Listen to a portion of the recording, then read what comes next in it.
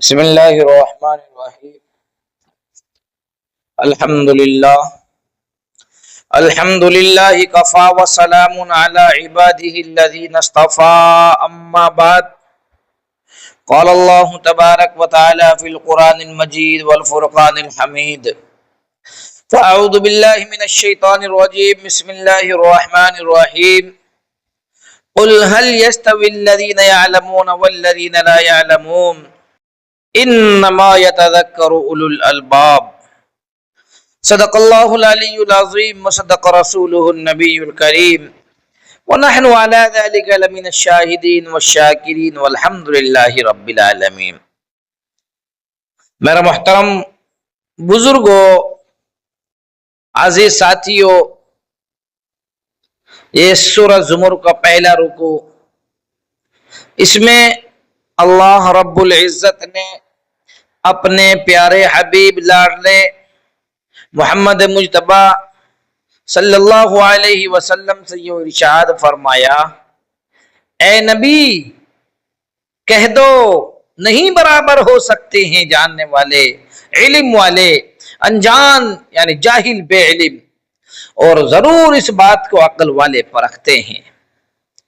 وجہ اس کی یہ ہے کہ عقل اور علم میں نہایت واسطہ ہے۔ عقل علم کو پسند کرتی ہے اور بے عقلی جہالت کو دوست رکھتی ہے۔ پس اہل علم اور بے علم لوگوں کے مرتبے کو فرق کو عقل والے سمجھتے ہیں۔ قال النبی صلی اللہ علیہ وسلم فضل العالم علی العابد کفضلی علی ادناکم۔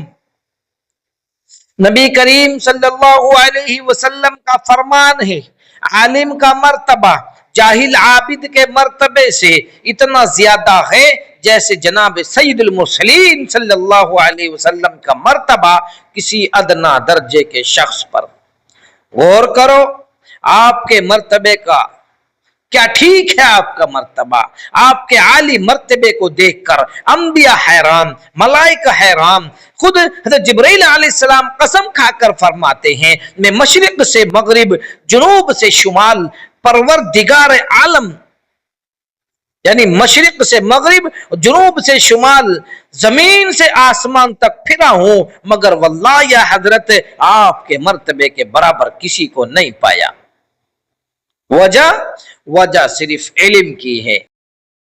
بخاری شریف کی ایک روایت ہے جس کا مفہوم یہ ہے، حضرت صلی اللہ علیہ وسلم نے بطور علمی امتحان کے صحابیوں سے پوچھا کہ بھلا یہ بتاؤ، ایک درخت ہے جس کے پتے کبھی نہ گرتے ہوں، اس درخت کی بہت سی باتیں انسان نہیں بلکہ مسلمان سے ملتی جلتی ہیں، وہ کون سا درخت ہے بتاؤ؟ لوگوں کا خیال جنگلی درخت کی طرف جا پڑا۔ حضرت ابن عمر رضی اللہ تعالیٰ عنہ کے دل میں تو آیا کہ وہ کھجور ہے، لیکن بوجہ حیا اور شرم کے بول نہ سکے۔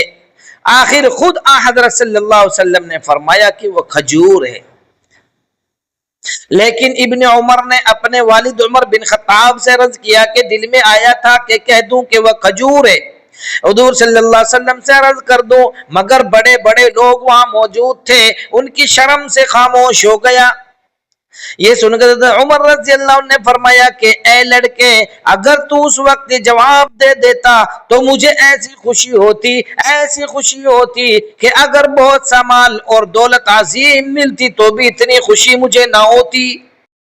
سبحان اللہ، کیا علم کی قدر تھی کہ اگر صاحبزادے حضور اکرم صلی اللہ علیہ وسلم کا سوال کا جواب بتا دیتے تو باپ کو اتنی خوشی ہوتی کہ دولت اور حشمت کے مل جانے سے بھی نہ ہوتی۔ بہرحال علمی بات حل کرنا، مسئلے علم سے واقف ہو جانا بہت زیادہ خوشی کا باعث ہوتا ہے، اور کیوں نہ ہوتا، دنیا کی دولت فانی ہے، علم کی دولت باقی ہے۔ صرف دولت ہی نہیں بلکہ روئے زمین کی سلطنت ادنا سی درجے کی لونڈی علم کی ہے، اور پھر معرفت الہی اور علم دین اور علم آخرت، اس کا مرتبہ آسمان سے بھی اونچا ہو۔ اس علم کی مجلس میں تو حضرت جبرائیل علیہ السلام آ کر شریک ہوتے ہیں۔ لکھا ہے تنبیہ الغافلین میں، حضرت محمد بن سیرین فرماتے ہیں کہ ایک دن بصرہ کی مسجد میں پہنچا، دیکھا کہ کچھ لوگ بیٹھے مسائل دینی کا ذکر مذکور کر رہے ہیں۔ جی میں آیا کہ میں بھی سنوں، شاید کوئی علم کی نئی بات معلوم ہو، اس پر عمل نصیب ہو جائے، لیکن نہ بیٹھ سکا، چلا گیا، اس مجلس میں نہ بیٹھ سکے۔ فرماتے ہیں خود ہی کہ میں چلا گیا، رات کو خواب میں دیکھا کوئی شخص آیا اور یہ فرمایا کہ اے محمد بن سیرین، اگر تم اس حلقے میں جہاں دینی مسائل کا ذکر ہو رہا تھا بیٹھ جاتے بہت ہی اچھا ہوتا، کیونکہ جبرائیل علیہ السلام بھی وہاں موجود اور اس مجلس میں شامل تھے۔ بہرحال حضرت انس بن مالک رضی اللہ تعالی نے فرمایا کہ جب کوئی طالب علم دین پڑھنے کے لیے کسی عالم کے پاس جاتا ہے، قدم قدم پر 100 برس کی یا برس کی عبادت کرنے کا مرتبہ اور ثواب ملتا ہے، اور قدم قدم پر ایک ایک درجہ جنت میں بلند ہوتا ہے۔ طالب علم جب چلتا ہے زمین برابر اس کے لیے دعائیں خیر کرتی ہے، ملائک اس کی نیکیوں کے گواہ بنتے ہیں، اور طالب علم کی صبح بھی اچھی اور شام بھی اچھی، ہر وقت اس کے لیے مغفرت اور بخشش تیار ہے۔ حضرت مسیح رضی اللہ تعالیٰ روایت کرتے ہیں کہ جو شخص علم کی تلاش میں گھر سے نکلا، اس کے سر پر ملائک اپنے پروں سے سایہ کرتے ہیں۔ ایک روایت میں ہے کہ قدموں کے نیچے پر بچھاتے ہیں، اڑتے جانور اس کے لیے دعائیں خیر کرتے ہیں، وحشی جانور، جنگل میں رہنے والے، مچھلیاں پانی میں رہنے والے اس کی دعا گو رہتی ہے۔ پھر خدا کی طرف سے 72 شہیدوں کا اجر اور ثواب عنایت ہوتا ہے۔ اللہ اکبر، کیا چیز ہے ایک غریب طالب علم کے لیے فرشتوں کے پروں کا فرش، فرشتوں کے پروں کا سائبہ بنے، چرند پرند ٹڈیاں چینٹیاں زمین اور آسمان ایک ایک چیز اس کی جان کی خیر خواہ، اس کی زندگانی کے لیے دعائیں مانگے، اور پھر مرے پیچھے موت آنے کے بعد خدا کی طرف سے ایک نہ دو پورے 72 شہیدوں کا ثواب اور مرتبہ ملے۔ ہر جاندار بے جان کی دعا کا سبب یہ ہے کہ جب تک علم دین باقی، یاد الہی باقی، جب تک یاد الہی باقی، دنیا باقی، جب دنیا باقی، چرند باقی، پرند باقی۔ طالب علم دین کے ذریعے ہے ہر جاندار کی زندگی کا، تو طالب علم کی زندگی کی دعا کوئی کیا نہ کرتا، کیوں کرتا اس کے لیے دعا، بلکہ وہ تو اپنی جان کے لیے دعا کرتا ہے۔ شرح بخاری میں یحییٰ سے روایت ہے کہ یحییٰ کہتے ہیں کہ سب سے پہلے امام مالک رحمت اللہ علیہ نے یہ بیان کیا کہ میاں کچھ عرصہ ہوا ایک جوان طالب علم شام کے ملک سے حدیث شریف پڑھنے آیا، تھوڑا عرصہ نہ گزرا کہ وہ مر گیا۔ تمام شہر کے عالم فاضل نیک لوگ اس کے جنازے پر جمع ہوئے، اہل علم نے مل جل کر اپنے ہاتھ سے دفن کر دیا۔ دوسرے روز وہ طالب علم خواب میں آیا کہ چہرہ اس کا روشن تھا، نہایت خوبصورت، بڑی قیمتی گھوڑے پر سوار، سبز عمامہ باندھے آسمان سے اتر کر زمین پر آیا، گویا خدا کی طرف سے بھیجا ہوا ہمارے پاس اپنی اس حالت زار کو سنانے آیا تھا۔ پوچھا گیا کہ کہو کیا گزری؟ فرمایا کہ خدا نے ہر ایک مسئلے کے بدلے میں ایک ایک محل جنت میں عطا کر دیا، اور یہ مرتبہ سوائے اہل علم کو کسی کو نہ ملے گا، یعنی اہل علم کے علاوہ یہ مرتبہ کسی کو نہیں ملے گا۔ جب میرے سارے مقام ختم ہو گئے تو مولا رب العزت نے فرمایا اے ملائک اور زیادہ کر دو میرے انبیاء کے وارث کا، یعنی اور زیادہ مرتبہ کر دو میرے انبیاء کے وارث کا۔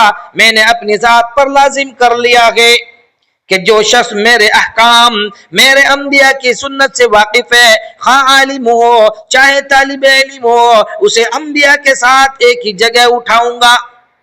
بس اب میرے درجے میں اور جناب محمد رسول اللہ صلی اللہ علیہ وسلم کے درجے میں 2 درجوں کا فرق ہے۔ کیا فرماتے ہیں کہ دو درجوں کا فرق ہے. ایک درجہ تو خاص الخاص ہے، حضرت صلی اللہ علیہ وسلم کا، آپ کے ارد گرد تمام انبیاء موجود ہیں. دوسرا درجہ آپ کے صحابیوں کا، آپ کے صحابیوں کے ساتھ تمام انبیاء کے حواری اور صحابی ہیں. تیسرا درجہ ہمارا تمام اہل علم کا، سارے عالم دین اور سارے طالب علم اس میں موجود ہیں. سبحان اللہ. پھر خدا نے ہم سے یہ وعدہ کیا کہ تمہیں انبیاء کے ساتھ قیامت میں اٹھاؤں گا، اور جب قیامت قائم ہوگی وہ مولا یہ فرمائے گا، اے علماء کی جماعت، یہ جنت موجود، تمہیں اجازت ہے، جاؤ، میری رضامندی تمہارے لیے. لیکن ابھی جنت میں اکیلے نہ جاؤ، بلکہ ٹھہرو، گناہ گاروں کی شفاعت کرو، میں تمہاری شفاعت قبول کروں گا، جسے تم کہے گے اسے بخش دوں گا. ذرا میدان محشر والے تمہارے مرتبے کو دیکھ لیں، تمہاری عزت توقیر کو خدا نے تمہیں علم کی برکت سے عنایت فرمائی کہ محشر والے بھی تمہاری عزت کو، محشر والے بھی تمہاری توقیر کو ملاحظہ کر لیں، وہ بھی اپنی آنکھوں سے دیکھ لیں کہ اللہ نے ایک عالم کو کیا مرتبہ عطا کیا. میرے بھائیو، اس وقت آنکھ کھلے گی.